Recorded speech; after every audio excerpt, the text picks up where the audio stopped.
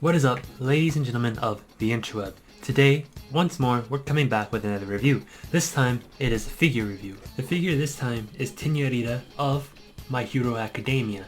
Now, I will be honest, I've only just recently started My Hero Academia. Started about 2 weeks ago, and I'm already caught up. I've been watching it so good, so often. It is one of the best animes I've ever seen. I would even say it's up there with Dragon Ball for me. And Tenya is one of my favorite characters. Of course, I like Deku. Deku's cool, but Tenya is where it's at. As you can notice, my profile picture, I've designed it based on a mixture of Tenya, my face, and Perfect Cell's armor color. So that's kind of the inspiration behind it. He's actually really cool. I mean, less than a month watching My Hero Academia, I already have like 5 figures and so much more stuff coming in from it. This anime has taken over my life. Today, we're going to be unboxing and reviewing this figure. It is by Macfarlane Toys. If you're familiar with Macfarlane, then you already know the amount of detail and care that they put into their figures. I mean, look at that. Wait for it to focus, of course. But everything here is just remarkable. It looks so clean, so good. Of course, designing it off in anime isn't easy, but the fact that they were able to make it look this good, that's saying something. And now, it's the funnest part of every unboxing. It's the part where you try not to cut yourself, but also try not to damage the box. Because, I mean, with all my figures, I display them, but I do oftentimes put the box in random places because I don't know if I'm ever going to want to sell these figures, and I also don't know if I'm ever going to want to put them back in the box if I ever get tired of displaying them. Which most times, anything Dragon Ball, I don't really ever put back in the box. And My Hero Academia, I'm starting to like it as much, if not more, than Dragon Ball. So it's unlikely that I will end up taking this and putting it back in its case, but as you can see, nice clean cut, and it's really quite swell, and I think there's something behind here actually. That sucks, but the important part's still good, so I can always just like create something new. And here is the figure. The figure on the back of the box, it said it has like 22 points of articulation, so that's pretty cool. I don't know where I'm going to put these extra pieces. I don't know which head I'm actually going to display it with yet. Oh my gosh. Why? How? Why did they make this so difficult?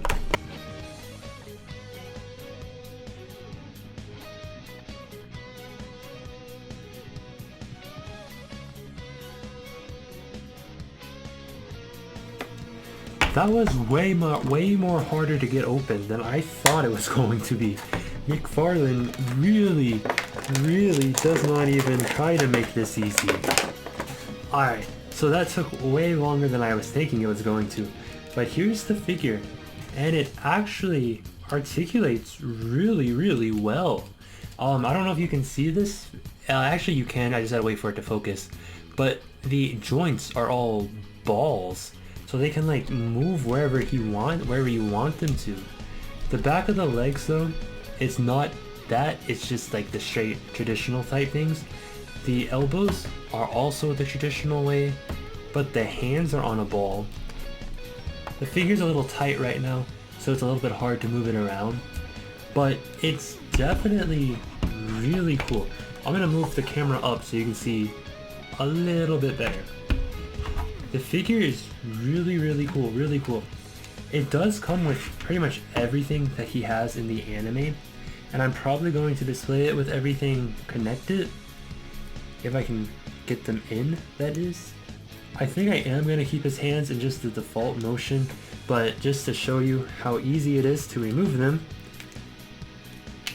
you just put a little pressure, one hand comes off, and you simply switch it for another.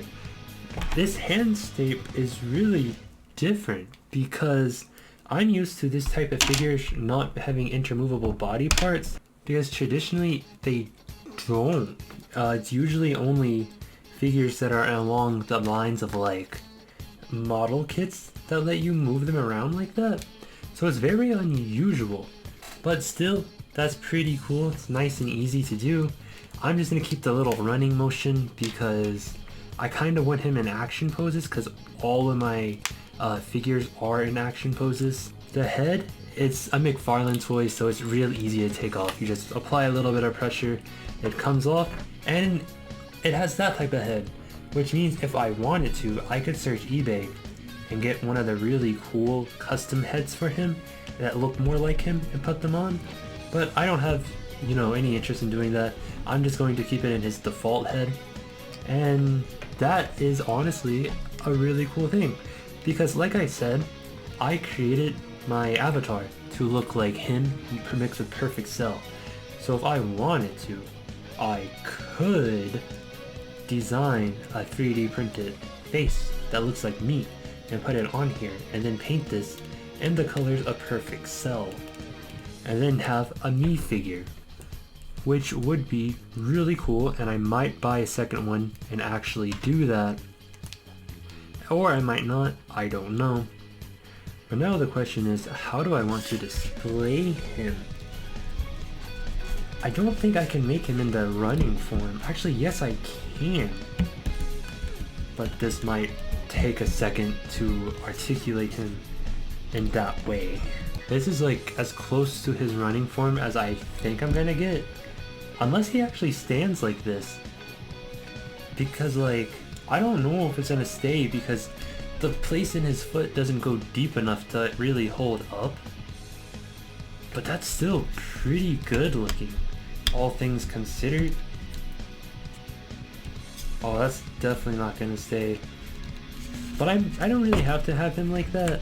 I can always have him just in some kind of cool little mood or mode or something. He definitely looks really, really cool. This is definitely a really good purchase, and I'm glad I got it. With that being said, ladies and gentlemen, don't forget to like, comment, and subscribe. Try not to die, and I will see you in the next video.